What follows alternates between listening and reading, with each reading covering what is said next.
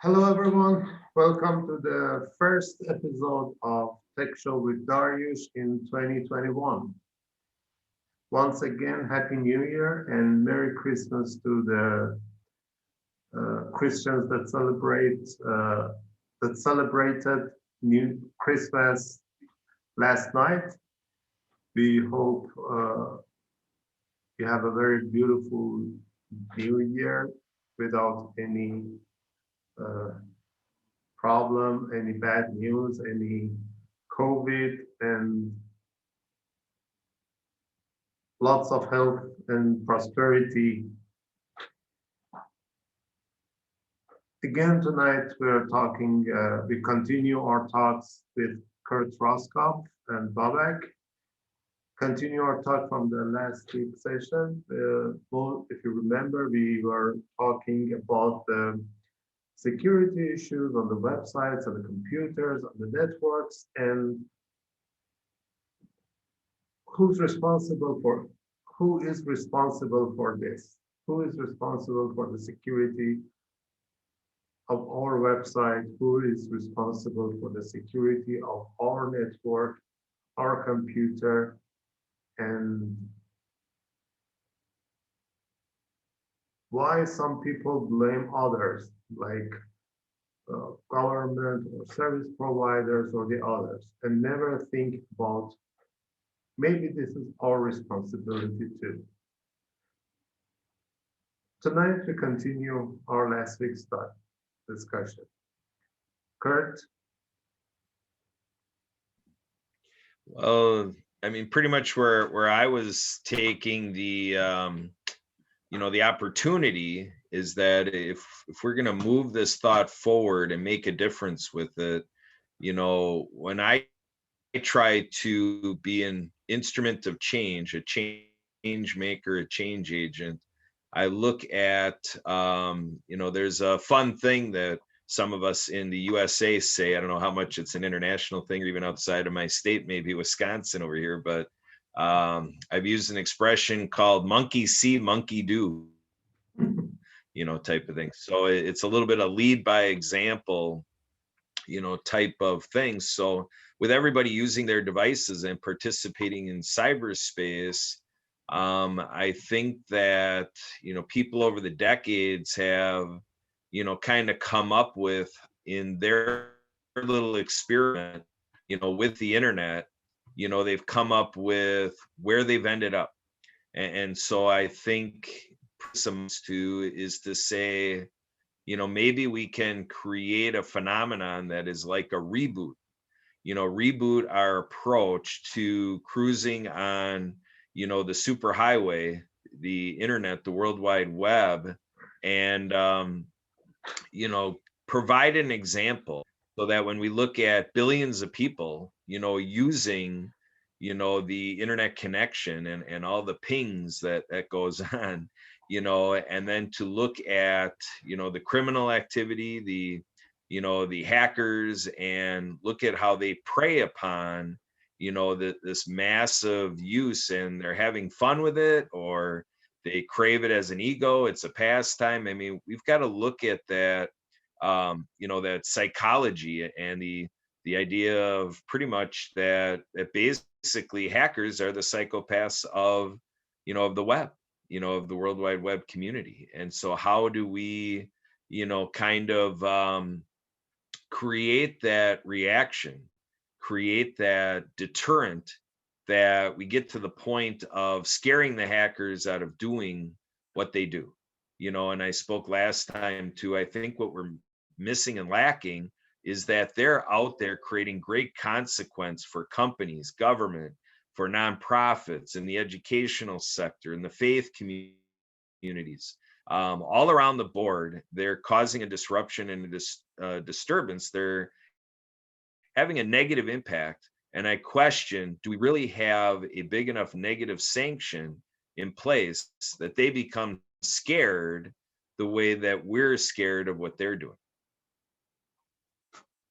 So I guess that's the question I have for you two. What do you two think of that? And, in shop talk, what can we do to make it a little bit more frightening? Because it's like a terrorism, it's terrifying people to use, the internet tools. So we have to have a counterterrorism, endeavor. So what do you guys think of that? Babek, what do you think? Well, yeah, I totally agree with you. Um, I kind of see that the internet actually is not the thing that we had before. It is um, getting more and more advanced. I can say day after day, maybe year after year. And there are so many uh, social medias working, and people kind of do not refer, for example, to websites. They usually refer to social medias like Facebook, Instagram, Twitter. And those social medias are getting bigger and bigger all the time. And it's kind of a unattached parts of people's life. Few days ago, if you remember, all the Google services were down. All of a sudden, all of them. Businesses, even taxi drivers who were dependent to these Google services were suddenly lost. They couldn't provide services. So I don't know what was happening, what was doing, but this is some kind of a, for me at least, triggering an idea that's, okay, so what will happen if one day all of these services are down? Telsa is um, installing many satellites over the orbit to provide fast internet. It means that it is getting bigger and bigger and bigger than that. 5 years later, what will happen? So, do we really have any strategy regarding securities of our family, our children? I don't know, schools. It looks like that people, just like this COVID-19, people were not ready for the pandemic. Suddenly it happened. Suddenly they were forced to follow some regularity. So what will happen when suddenly something big, a huge internet arrives? Yes, we all love fast internet speed. Okay, but that's not the point here. Watching Netflix or movies or downloading files, these are not the option of that. It looks like that the project behind, I don't know, behind the curtain, maybe it is, or maybe those strategists, they really have something planned to do that. But for normal people, I think families do not have any strategy for that. I have seen some families that they have restricted their children to watch even TV. I have seen them. But not everyone can do that. Mobile devices already is part of children's life. They are attached. Some are really good. The purposes that they're using it for their school, for their own security, families checking where they're going, where they're coming, to locate them easily. Yes, these services are really good. But what about other things? What about the content creators? When you open this, Twitter or Instagram or I don't know, Twitch, other video services, there are contents that it's unbelievable. And yet, families, they just think that their children are just, they will watching something on phone. But what is behind those things? Nobody knows. When we talk about the security concerns, first of all, I myself was testing Linux. I've been working with Mac. Okay, just because it is secure, but this is just part of a little part of the security. Content creators, other things, other programmers behind those creations, behind those applications, we do not know what is happening there. And what a future will bring us, we have no idea. I believe people at least they should have a strategy for their own future to do something about that, because we all know that it is going to get bigger and bigger than what we have right now. Daryoush? I believe the security issue is far beyond all these talks. Part of it, the developers are responsible for that. And in fact, not the developers, the website owners, those who have an idea and hire a programmer or developer to fulfill what they wanted to create for them. Those are responsible for that. And the problem is that most of the times people think cheap and economic are the same, which is not true. They hire the low quality developers, inexperienced programmers, and call it their rate is economic. No, it is not. When you when you compare two professional programmers, their fees, in that case, you can say, with this one, hiring this person is more economic than the other one. But comparing the fee of a professional programmer and a novice or an intermediate programmer who has no experience or little experience over the security, this makes problem because they think on the money, not the quality, and they hire someone that is not experienced enough for that project. And the problem begins. Lots of security issues, lots of vulnerabilities, and you want to try to fix one hole, another issue is created. I have seen websites codes that it is completely clear that during a period of 2 years, 9 different programmers was working on that. Each part of the code has a completely different coding style than the other part. One method was created in one programming style, another method in another programming style. And sometimes one method,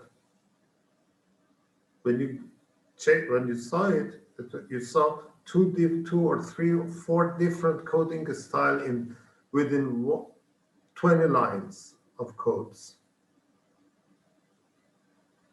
These are the problems. These are the issues. And I believe that's because still people do not have a correct idea about what is internet. When you want to rent a store, people, the very first thing, how to design it, how to decorate it, how to keep it secure from the thieves, security cameras. If it is it is a big store, it is a big supermarket, you may require to hire security personnel and do whatever you can to protect your property, to protect your products, to protect your assets. But when it comes to the internet, people do not care. I don't have anything important. I have seen websites that was hacked. The website of the children were hacked, and hackers used a language that no one uses it in the daily life. A language of hatred, insults. Why? Because those website owners do not care about their clients. They just think that let's create something for these people and get money from them. This is the problem. They have no idea what the internet is and do not care what will happen.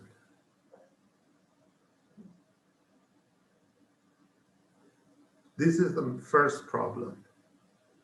The second problem, who is responsible for that? Sometimes it is a combination, it is a mixture. It's the website owner, the programmer. If a programmer cannot write a secure code, it is better to ask for help from a professional. Either not get the project, or when it gets a project, ask for help and do it correctly. Business owners, when they see the website, do not push them to, you must launch this website during this period of time. What about the testing period? All these websites, all the servers are combination of hardware and software, and all these softwares has been created by the programmers. Sometimes professional programmers make mistakes. I don't say all mistakes are made only by novice or intermediates, by professionals too. But the level of the problem and vulnerability is completely different. From time to time, every month, there are updates for the different modules on the servers. They must be installed to protect the websites and the server secure. So many hosting companies do not do that. There are still hosting companies that provide PHP version 4 on their servers. And the maximum PHP, the highest level version of the PHP that they provide is 5.6. which is a obsolete version. Now it is PHP 7. They do not provide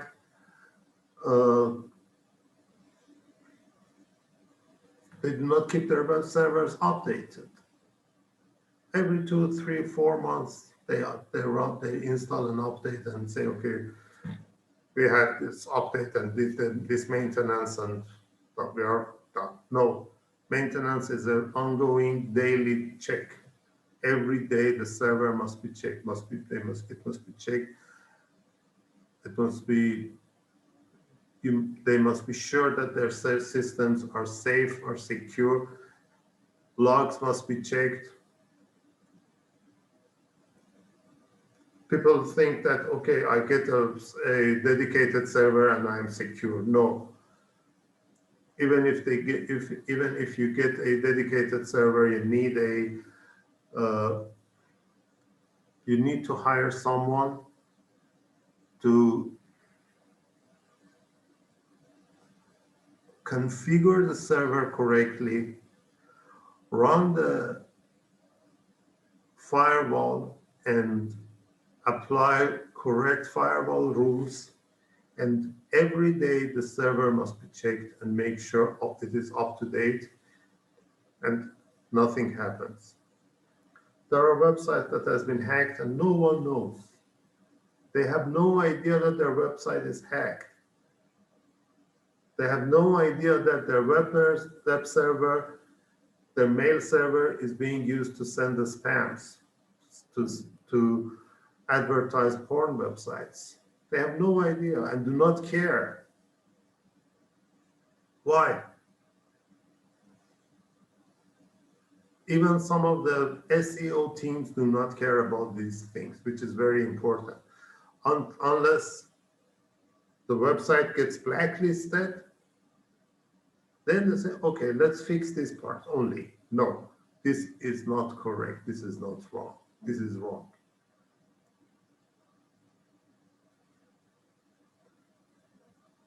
This is my opinion about the security and the websites and the servers and everything. It is a responsibility of everyone. And hackers, yeah, we cannot stop hackers. They are, as no government, no police, no one could stop criminals.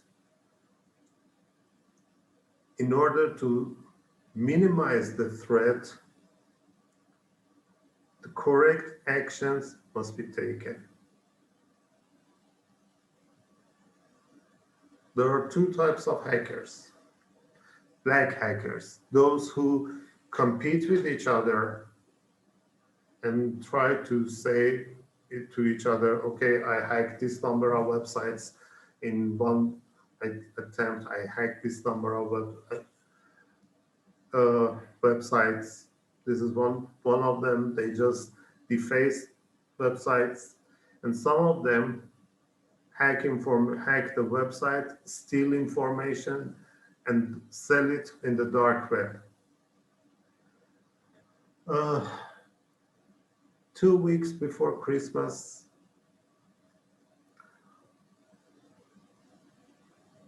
someone told me that he talked on a private talk with someone about his problem.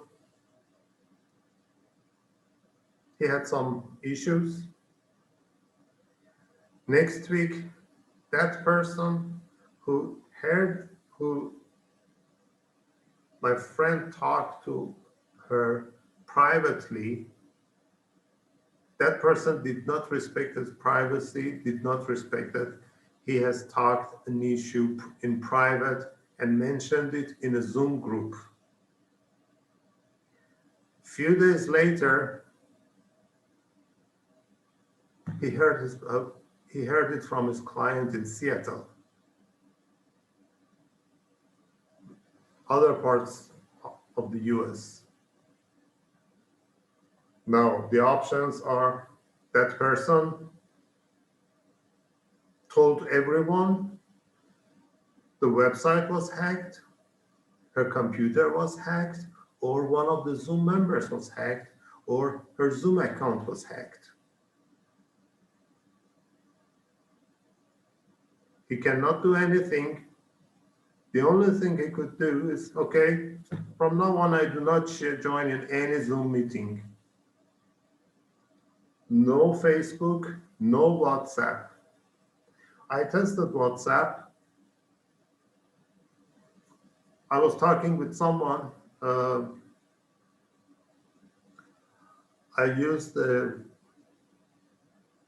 mentioned about the business of one of my clients.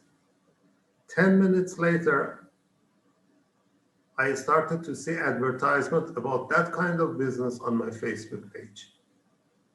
How is that possible?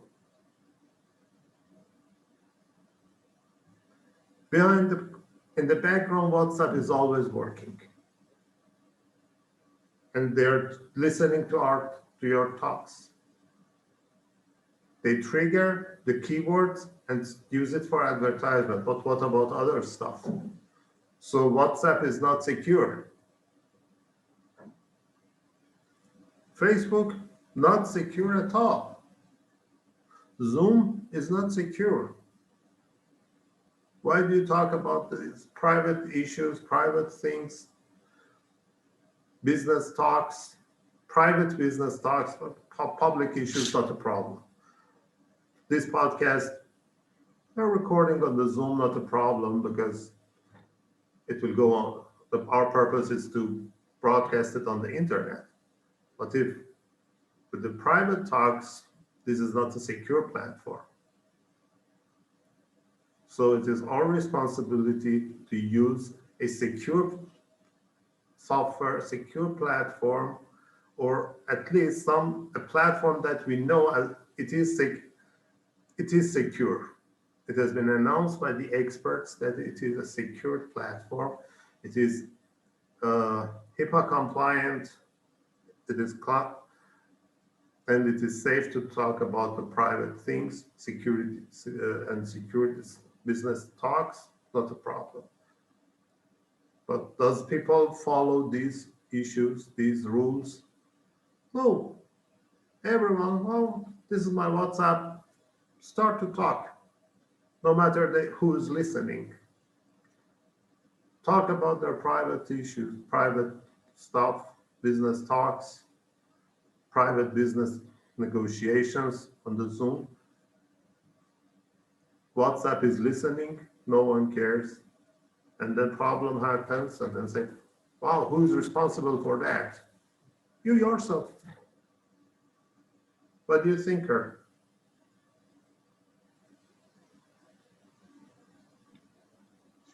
Well, I think it's definitely a narrative we're sharing. It'll be interesting when you mention like Facebook and so forth. There's been a lot of talk in the US about a lot of these big dogs, even including Google and so forth, to look at how they got involved in our politics here in the US. And so there's other reasons that there's an appetite to boycott Google tools and Facebook and the other common things. I don't know that WhatsApp or whatever has a political flair, but I think that there is a timely opportunity to get a response to these ideas, to consider the choice of tools. Technology is applied use of tools. So I think we definitely have a great service to provide by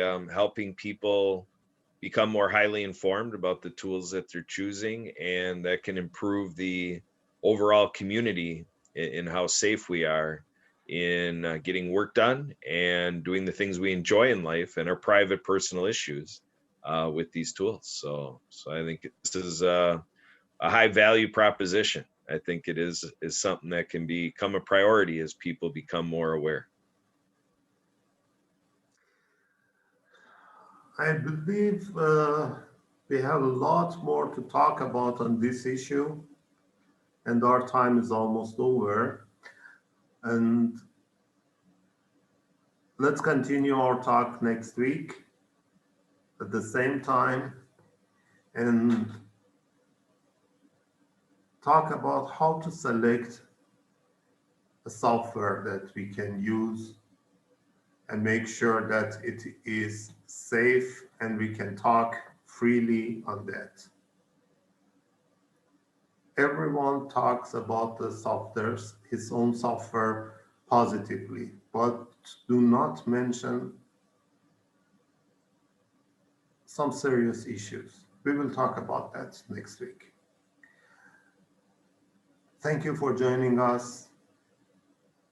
And if you have any question, if you want to join to our talks, we would be glad to have you among us. Feel free to contact us through questions@aranet.tech, and be sure we will respond to you and invite you to join us. Thank you and have a good weekend.